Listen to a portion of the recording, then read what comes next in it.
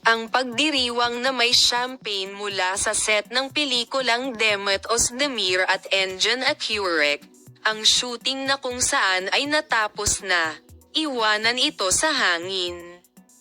Nakumpleto na ang shooting ng pelikulang Leave It to the Wind, na pinagbibidahan nina Demet Özdemir at Engin Akyurek.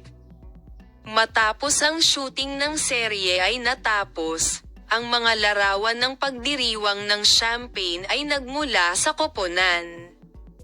Nakumpleto na ang shooting ng pelikulang Leave It to the Wind, na magbibigay daan sa amin na panoorin sina Demet Özdemir at Engin Akyurek ng magkasama at ipinangako sa amin ang lahat ng uri ng visual na kapistahan.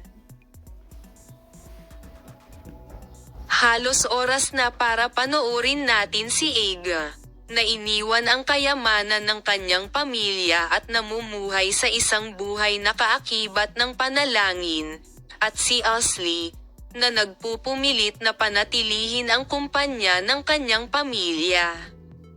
Dahil tapos na ang shooting ng pelikula, dumating na ang champagne celebration video.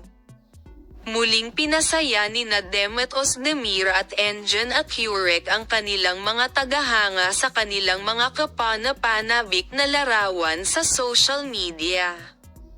Patuloy naming ipapakita sa iyo ang magagandang larawan mula sa duo, Polem.